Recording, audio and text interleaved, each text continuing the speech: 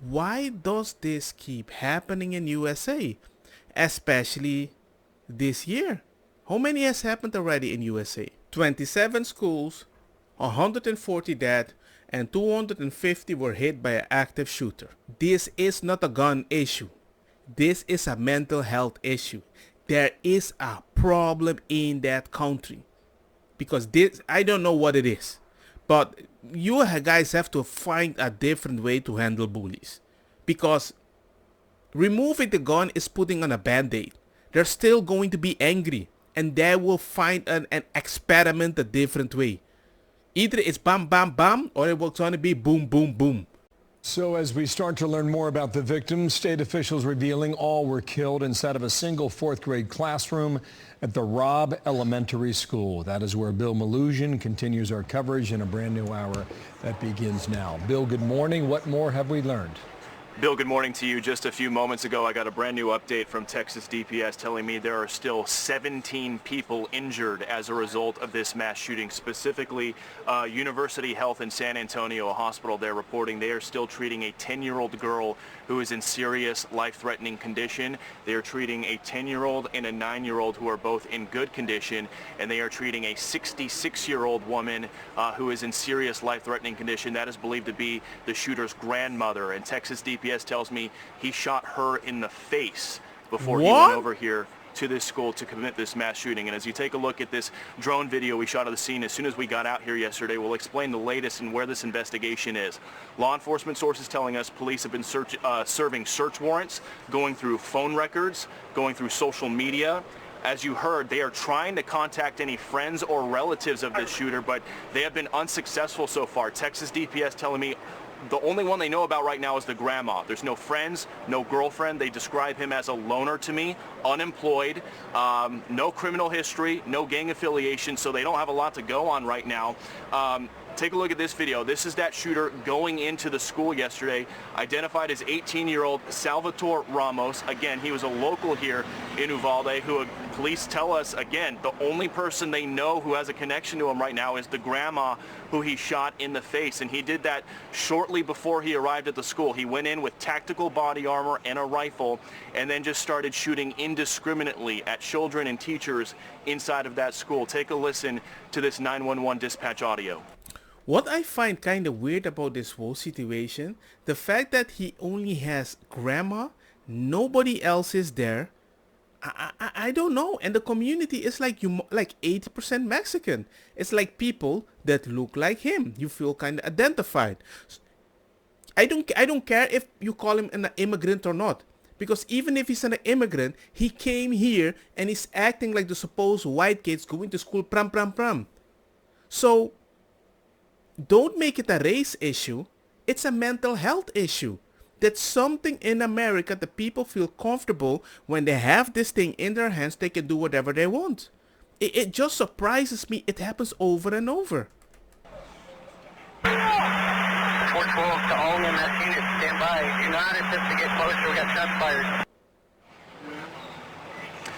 And as you look at this video of children evacuating from the school yesterday, again, we've repeated this multiple times, but it's important. This school serves second, third, and fourth graders, incredibly young children, 7-year-olds, 8-year-olds, 9-year-olds, 10-year-olds. And the morbid details that we are getting from the shooting is this shooter went into one single fourth grade classroom, locked himself in, barricaded it, and essentially almost all of the casualties from this incident were in that one single classroom. Absolutely horrific. That is the fact that you just went into a room, lock it, and bram, bram, bram. It doesn't make any sense. You have to be sick to be able to do something like this. And that is what I'm surprised, because I can't confirm it for a fact, but there are places that you can go read. They say he kind of was bullied a lot. And I'm like, okay, what did people do to help him with that? Because when I was bullied, I'm not like the American movies. It never happened to me. I still had families. I still had a brother. I still had a nephew. So many people you could have reached back in the day without a phone. But now, in this age, he had nobody. And there were pictures of him. There were pictures of him doing this gangster stuff. I mean, on the 28th of April, He put the guns and everything. I'm like, okay, that's kind of weird. And then you got here this one on the 28th of April with a bunch of comments. And I'm like, this is weird. This is weird. I mean, if you post guns, an alarm have to click in your brain, you know, especially in the case that the kid was being bullied. So I know it's hard to follow this stuff up, but how the heck does a kid that is in a country have access to such a weapon with a specific mental issue? It's like, hey, are you getting bullied? Yes. Do you have gun at your house? No. No, you need to know this.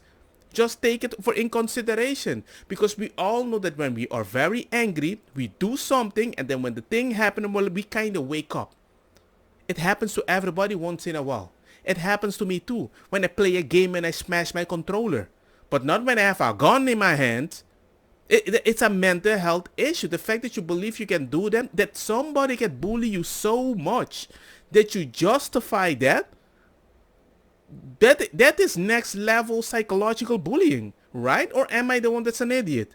19 dead children, 2 dead teachers. And as you take a look at more video of the aftermath of the scene there, the big question has been parents, loved ones trying to get information on their children. We are now sadly finding out that some of the parents and loved ones that we interviewed last night who were looking for their little children have now gotten the worst news you can get, that those children did not survive, unfortunately. Incredibly difficult, heart-wrenching, life-changing news a lot of families here in Uvalde, Texas are getting today. Back out here live, I'm also hearing from law enforcement sources that a lot of those first responders who went in there yesterday, the local officers as well as that Border Patrol, BORTAC agent and team, are really struggling with what they saw in there. We don't want to go into the details of it, but by all accounts we're hearing it was a horrible scene in there, and you got to keep those law enforcement officials, in our thoughts tonight, because what they had to witness is just absolutely horrific in there, Bill. I have a question.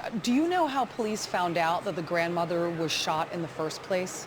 We do not. We heard that potentially they heard gunshots and went inside, but we're still waiting for details on that. We all want to know what was the issue with this domestic dispute. I mean, what kind of a guy shoots his own grandma in the face, right? So we're waiting for more details on that, and especially to find out what, if any, connection there was to that shooting and the school shooting, because law enforcement tell us there was some element of premeditation here. He strapped on tactical body armor, he had a lot of ammo with him, he went in with a rifle, and he locked himself into that classroom and essentially just started shooting indiscriminately. So they're really hoping that the grandma survives her injury so she can maybe give some more context into how that day started. But latest update is she is in serious, life-threatening condition, fighting for her life in San Antonio. Bill, I'm going to ask you one more, then we're going to bring in Ted Williams here. There's a report out there about this 18-year-old killer, that he was shy, that throughout the course of his time through education, high school and before that he was bullied, that he was troubled. Apparently, the reports say he had a tough family life, moving between his own mother and his grandparents and back again, and had a bit of a torn relationship with his mom. Has any of that been repeated to you, other reporters down there working the story? Not those specifics, but it certainly matches up with what Texas DPS just told us about 10 minutes ago, that he fits the profile of a loner, if you will. They're having trouble finding any family, any friends for him, no girlfriend. Nobody has come forward to say they know him. Really, the only person they've identified is his grandmother. They can't even find any biological parents, anything like that. They tell me he was unemployed at the time of the shooting. No criminal history, no gang affiliation. He did go to school here in Uvalde in years past, but they don't know a whole lot about him right now, and they don't have these family members that they're able to talk to gain more insight right now. So that's why they're going through his phone, going through his social media, really trying to find out anything they possibly can. But based off the description you just said to me, Bill, yes, that's exactly what Texas DPS told us. He fits the profile of a loner. Well, I think that's kind of enough. I just kind of feel disgusted. It even became like a weird argument. I was talking to my wife. Her solution is that guns has to be removed. I'm like, but then you're saying that I can protect myself? She says, yeah, but I prefer that you cannot protect yourself but we should avoid kids getting shot. And I'm like, yeah, but there's still some weird mental health. Maybe the next day they might drive a car like a gangster. The next day they might put a bomb. She says, yeah, but we don't have many cases that people do weird stuff. I'm like, you do know in Spain, the country that we live together, if a guy enters your house and tortures you and rapes you, if I come home and he stops and I have a gun and I shoot him out of anger, I will go to prison, right? Because they say, well, it's homicide. You weren't defending. And you can justify the anger. And she was kind of silent. She was like, really? It says, yeah. Every country have a specific gun law. And I'm not saying that I advocate for that. All I'm saying is, even if you remove the gun or not, you're just putting a band-aid on the wound. You're not solving the reason why the wound is there. There's a mental health issue. And usually if you have a kid that is with a mom that keeps being sending to a grandma, trust me, I've been there. You do not feel loved. You do not feel loved. I've been there in that situation. And even worse, it's not that they send me to my grandma, my parents. It's the girlfriend of my father that didn't like me, told him they didn't want me there. And my father says, you know what, just go to your grandma because I need to fix something. He didn't feel right about it, but it was a moment in life. But the fact that he did it once broke my heart. Broke it totally. I didn't feel off. It was the first time I felt rejected in my life. And I think it was something like 10 or something like that. You know? I felt really bad. If this is true for this kid, consistency, right? I think you see where this is going. If this was going like that consistently, and he reached an age, and you give him a gun that he got legally or not, I don't care how you want to say it, because if you remove them, what's happening in New York, in California, and then a lot of times, who's stopping those? If you remove the gun, who's stopping those? By my standard, just put police at the entrance of all these schools. I'm gonna protect you. That's the only way. Because I'm like, he will do anything. Stop the bullying, fight the thing. Give people a safe home. Don't immigrate people or just legally and let them live like an idiot. You need to help them with programs. You need to care for your kids. If he's not having a good time and he shot the grandma, come on, man. Don't tell me that you don't see that. I'm not trying to make this a political thing, left, right, none of those. I don't care if he's an immigrant. But the fact that you go to a school, lock yourself in a room, and you shoot kids, not even the one that kind of bullied you. No, you went to shoot kids that you see have a way happier life than yours. See all these kids on the internet, super happy, with a Gucci smile. If you are one of those guys that never had that like a safe home, and you keep getting dumped at your grandma, no wonder you shoot the grandma at the end for some odd, stupid reason. I don't know, man. I just feel really bad. I feel really, really, really bad that certain kids has to suffer in such thing, and the only thing people see is a reason to make it political.